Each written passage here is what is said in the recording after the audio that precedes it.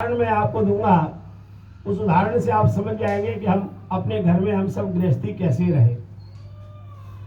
एक महात्मा एक वृक्ष के नीचे तप कर रहे थे, ध्यान में बैठे थे।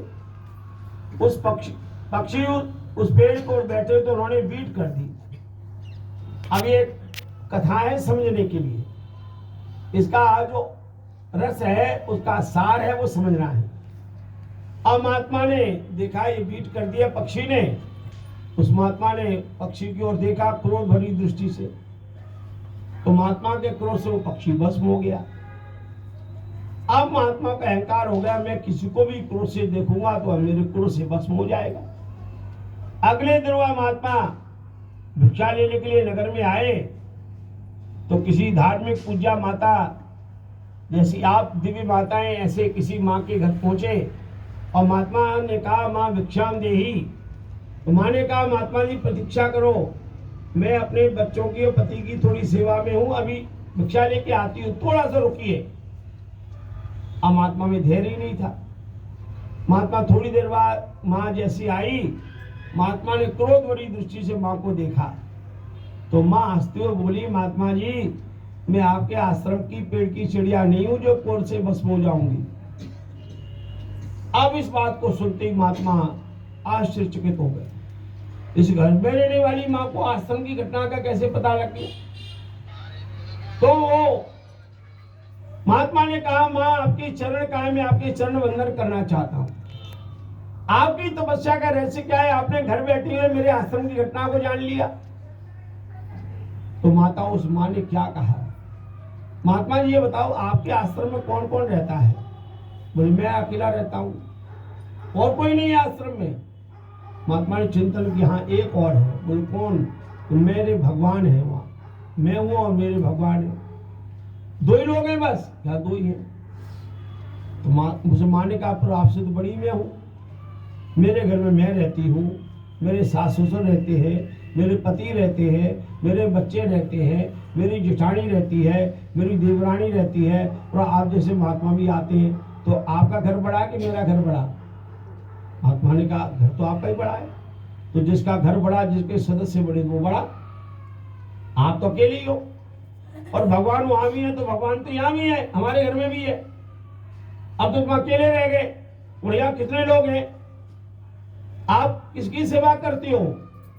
महात्मा ने कहा मैं तो अपनी सेवा करता हूँ। उस माँ ने कहा अच्छा अब से मेरी सेवा की कहानी सुनो। महात्मा जी मैं विवाह होकर के इस घर में आई तो पति के प्रति सेवा का दायित्व है और जो सास ससुर है उनकी प्रति भी सेवा का दायित्व है। अब जेठ जेठानी उनकी सेवा का दायित्व है, मेरी ननद है उसका सेवा का दायित्व है। अब मैं माँ बन गई तो अपनी संतान की सेवा का दायित्व है और भगवान की सेवा भी करती है और आप जैसे आने वाले महात्माओं को भी सेवा करते हैं। तो बताओ सेवा आपकी बड़ी है कि मेरी बड़ी है? महात्मा कह लगे माँ सेवा में भी आप बड़े हो गए मुझसे, परिवार भी बड़ा है, सेवा भी बड़ी है।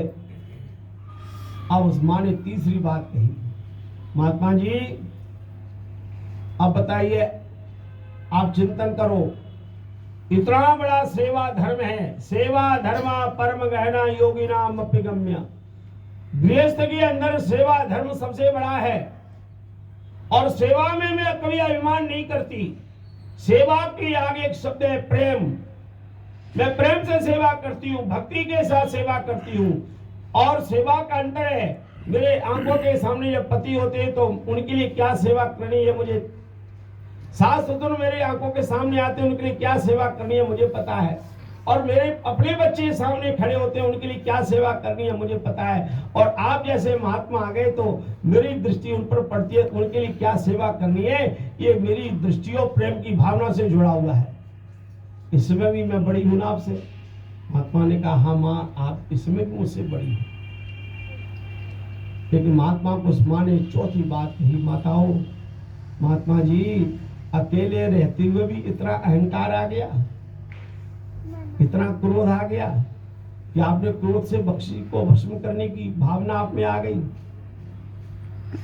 अरे मैं गृहस्थ में रहती हूं, कोई क्रोध नहीं है, यहाँ भिन्न भिन्न स्वभाव के लोग हैं। मैं अपने घर में माता पिता के घर में 25 साल तक रही, विवाह होकर के किसी घर में आई हूँ, और पति के घर में आने के पश्चात भी यहाँ प्रतिकूल विचारों के लोग थे।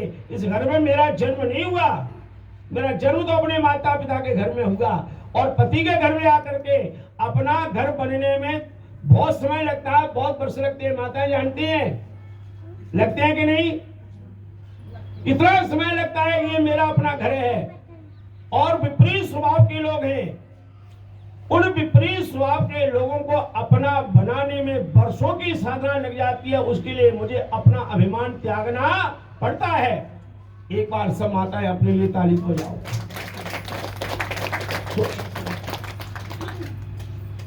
अपना अभिमान त्यागना पड़ता है, सबके स्वभाव के साथ अपना मन मार के भी जीना पड़ता है, लेकिन अपने आंसू में किसी के सामने दिखाती नहीं हूं। बताओ मेरा तब बड़ा है कि महात्मा जी आपका तब बड़ा है। उस महात्मा ने कहा मां आपका ही तब बड़ा है। इसलिए माताओं सज्जनों, महर्षि वेदव्यास से किसी ने पूछा कि चारों आश्रमों में सबसे बड़ा आश्रम क्या है? तो उन्होंने कहा चारों को बुला लो, एक एक को। एक गृहस्थी को ले लिया, एक सन्यासी ले लिया, एक वानप्रस्थी ले लिया, ब्रह्मचारी ले लिया। बोले एक तराजू मंगाओ बड़ी। एक तराजू में एक सन्यासी वानप्रस्थी को बिठा दिया, एक तराजू के पल्ले में एक गृहस्थी और ब्रह्मचारी को बिठाया। कहा अब इसका कांटा देखो, कांटा ठीक नहीं था। तो महर्षि वेदव्यास ने श्लोक लिखा तुलायाम द्रोपयत्। उन्होंने कहा ये ब्रह्मचारी को भी वानप्रस्थी सन्यासी को एक तुला में कर दो। एक तराजू के एक तुला में वानप्रस्थी है, ब्रह्मचारी है, सन्यासी है, एक तुला में अकेला गृहस्थी बैठा है। देखा कांटा बिल्कुल बैलेंस सही है। तब महर्षि वेदव्यास ने कहा तीनों आश्रम को जन्म देने वाला ये है। ब्रह्मचारी की भी जीवन की रक्षा करता है, वानप्रस्थी की भी जीवन की रक्षा करता है, सन्यासी का भी भरण पोषण करता है। भारत के ऋषिकेश, हरिद्वार सब तीर्थों में चले जाइए, कोई सन्यासी महात्मा बैंक में सर्विस कर रहे हैं क्या? सीए है क्या? कोई नौकरी कर रहे हैं क्या? ये बड़े बड़े आप द्वारका से लेकर भारत के सब तीर्थों स्थानों में चले जाओ, बड़े बड़े मठ मंदिर बने, किसने बनाए? गृहस्थियों ने। किसने दान दिया? गृहस्थियों ने। किसने आहार दिया? गृहस्थियों ने। तो महर्षि वेदव्यास ने कहा सन्यासी का भरण पोषण गृहस्थी करता है, वानप्रस्थी का भी रक्षा और उसका भरण पोषण गृहस्थी करता है, और ब्रह्मचारी का व्रतवी संधान करने के लिए गृहस्थी है, और गृहस्थी गृहस्थ की भी सेवा करता है।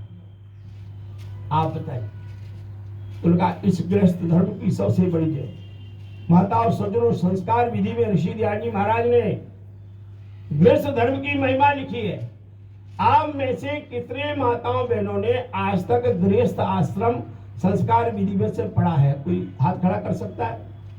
आपने पढ़ा बेटा? याद नहीं है। अच्छी। अब एक बेटी ने हाथ खड़ा किया। आपका नाम? वंदना जी। वंदना के लिए ताली तो बजाओ, पढ़ दो। आप पढ़कर भूल गई अलग बात है। माताओं पढ़ो। आप सबके घर में संस्कार विधि होनी चाहिए। माता जी मेरी प्रार्थना है इन माताओं से संस्कार विधि ज्यादा से ज्यादा, अधिक से अधिक 100 रुपए और नहीं तो 70-80 रुपए में आ जाएगी। 60 रुपए में जाते हैं, दे देंगे ना जी? इन्होंने दे दिया वचन। 100 रुपए खर्च करोगी? ये 50 बहनें बैठी हैं, सबके घर में संस्कार विधि होनी चाहिए। और संस्कार विधि का गृहस्थ आश्रम पढ़िए, अपने बहू को पढ़ाइए। मैं आपसे निवेदन करके कहता हूं, एक सप्ताह के बाद बहू का स्वभाव न बदल जाए, बहू सास के प्रति प्रेम की गंगा न बहा दे, तो मेरी गारंटी है। बहा दो प्रेम की गंगा दिलों में, प्रेम का सागर हमें आपस में मिलजुल कर प्रभु रहना सिखा देना। दया कर दान भक्ति का हमें परमात्मा देना। दया कर ना हमारी आत्मा में शुद्धता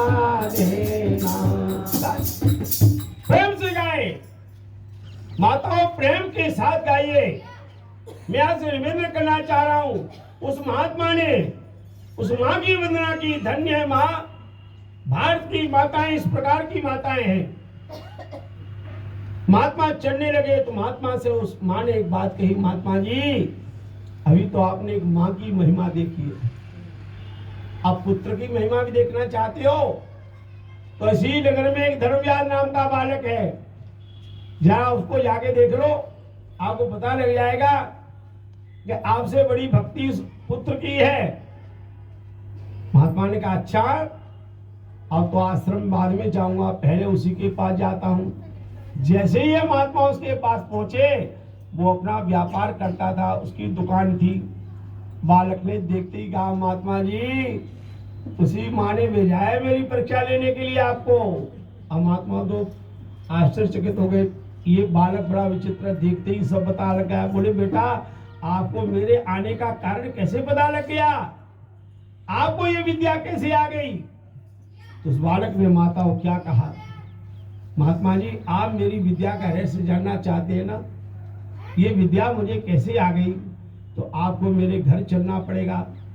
वो बालक महात्मा को अपने घर ले गया और उस महात्मा को देखने को कहा, उस बालक ने इस घर में ये मेरे पिता है, ये मेरी माँ है, ये मेरी पत्नी है। महात्मा जी ये जो मेरे पिता है ना, इन्होंने ये जगह खरीदी थी और अपने धन से कमा के घर बना दिया। जिस दिन से ये घर बनाए तब से ये कहते तेरा है तेरा है तेरा है। मैं तो छोटा था, न नौकरी की न कोई पैसा कमाया, और ये घर इन्होंने जमीन खरीदी, घर बनाया, और तब से मुझे सुनते आ रहा हूँ कान में ये तेरा है तेरा है तेरा है। ये देवता है ना मेरे पिताजी, भगवान एक देवता ये है धरती के। उसने कहा ये जो मेरी दूसरी माँ बेटी इसने घर सजा दिया है, सारा घर सजा करके तैयार कर दिया, ये मेरी माँ भी कहती है ये घर बेटा तेरा है तेरा है तेरा है। बताओ महात्मा इससे बड़े कोई देवता धरती पर और हो सकते हैं? महात्मा ने कहा अद्भुत बालक है, माता पिता को देवता बता रहा है। उसने कहा महात्मा जी थोड़ी और बात सुनिए, ये जो देवता पिताजी ने जब मैं छोटा था बाजार में जाते थे और सेव केला फल बड़े बड़े सुंदर देखते थे और देखते ही मेरी याद करते थे और ये फल खरीद के लाते थे और माँ को देते थे। एक देवता ने ला करके दिए, एक देवता ने फल लिए धोए और पेट में काट के सजा लिए। न लाने वाला खा रहा है, न धो करके काटने वाली माँ खाती है, और दोनों पकड़ के मुझे खिलाते थे और हम दौड़ते थे घर में, एक पकड़ पकड़ के खिलाते थे। बताओ कैसे बड़े देवता हैं, जैसे पेड़ अपने फल स्वयं नहीं खाते, ये लाने वाली देवता भी खुद नहीं खाते, इन्होंने खिला खिला के मुझे बड़ा कर दिया। बताओ महात्मा ये देवता है कि नहीं? महात्मा ने कहा क्या अद्भुत बालक है। महात्मा जी अब मेरा विवाह हो गया है, मेरी पत्नी आ गई है, अब मैं अपनी पत्नी से कहता हूं देवी जिन माता पिता ने पढ़ा लिखा करके खिला करके इतना बड़ा कर दिया है, अब मैं बाजार में जाता हूं फल देखता हूं तो पिताजी की याद आती है 30 साल 40 साल पहले की। फल खरीदता हूं और लाके देवी को देता हूं, देवी फल दो काटो। देवी काटती है, हम दोनों खड़े हो जाते हैं अपने देवता के सामने, कहते हैं आप खाओ। एक बात बाजी सच कहे, आज तक मैं अपनी माँ को प्यार में हरा नहीं पाया, कोई दुनिया में हरा भी नहीं सकता। माता प्रेम मूर्ति जग में बच्चे का मुंह चूम अघाती, कहीं गिरे या रोए क्षण भर दौड़ वैसे गोद उठाती। माँ में जो वात्सल्य है, माँ में जो करुणा है, माँ में जो प्रेम है, माँ के अंदर जो ममता है, माँ के अंदर स्नेह की धारा है, वो दुनिया में किसी में नहीं हो सकती है। सारी माताएं इसकी प्रतिमूर्ति है जो आप बैठी है, एक एक माँ की। महात्मा ने उस बालक की बात को सुना, कहा महात्मा जी मैंने दुनिया में कोई देवता नहीं देखे, यही मेरे देवता है माता पिता। तो महात्मा ने कहा जान गया, उसी माँ ने इसीलिए भेजा था। आज मैं समझ गया, एक माँ भी मुझसे तप में बड़ी है और एक बालक भी मुझसे तप में बड़ा है। माताओं सज्जनों, ये सेवा यज्ञ है, हम सब गृहस्थी है, हमारा माँ के रूप में दायित्व ऐसा हो जाए और अपने बच्चों को ये कथा जाके सुनाना। जिस दिन बच्चों के अंदर भावना आ जाएगी कि हम लेने वाले तो हैं, याद रखना हम जितनी बड़ी आयु के लोग बैठे हैं, जिनकी आयु 50 साल से ऊपर है, क्या आपको हमारे माता पिता ने ऐसे घर में थे 50 साल पहले? सोचो जैसे आज है, नहीं थे ना। छोटे छोटे घर थे, परिवार बड़े बड़े थे। क्या आज घर में जितने सामान है उतने सामान हमारे घरों में 50 साल पहले थे? नहीं थे। आज जितनी गाड़ियां हमारे घरों में, क्या 50 साल पहले गाड़ियां थी? नहीं थी। छोटे घर थे लेकिन ममता बड़ी थी, प्रेम बड़ा था। छोटे घर थे, भक्ति बड़ी थी। आज घर बड़े हो गए, सामान बड़े हो गए, गाड़ियां बड़ी हो गई, लेकिन प्रेम की धारा की बूंद कम होती चली गई। मैं आपसे निवेदन करना चाह रहा हूं, यदि हमने अपने बच्चों को संस्कार नहीं दिए, अपने बच्चों को अपनत्व नहीं दिया, अपने बच्चों में प्रेम का प्रतिपादन नहीं किया, तो आप ये सोचें कि हम 70 साल 80 साल के हो जाएंगे, बच्चे हमसे प्रेम करेंगे? क्योंकि हमने उनको प्रेम करना सिखाया ही नहीं। वे लोग धन्य हैं, वे परिवार धन्य है। हमारे मित्तल जी बैठे हैं, बेटा बहू क्या सेवा करते। हमारे त्रिपाठी जी है, आज शाम का भोजन इनके घर पे, सवेरे भी नाश्ता करा दिया। और क्या देखो, ऊपर तक बेटा बहू रहते, सेवा करो। इसलिए अपने बच्चों तक संदेश दीजिए। और 4 तारीख को आप अकेले नहीं आए, आप पीछे रहना। आपके बेटा बहू आकर के या पूर्णाहुति करेंगे तो वो भोजन की आहुति आपको घर में देंगे, वो आपको सेवा की आहुति देंगे। हम उन्हें सत्संग में लाते नहीं है और सत्संग की बात उनको सुनाते नहीं है, फिर अपेक्षा करो वो सुधर जाए। कैसे सुधरेंगे? सत्संग में लाए नहीं और सत्संग की बात उनको सुनाई नहीं। इसलिए मेरी प्रार्थना है, जो प्रवचन मैंने, जो कहानी मैंने आपको सुनाई है एक माँ की, वो सुनाना और अपने बेटे को, बेटे की भी कहानी सुना देना।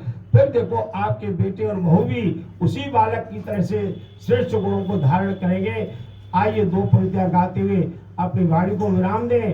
परमात्मा से प्रार्थना करें, प्रभु ये जीवन आपने हमें दिया है, परमात्मा का धन्यवाद करते हुए चलेंगे।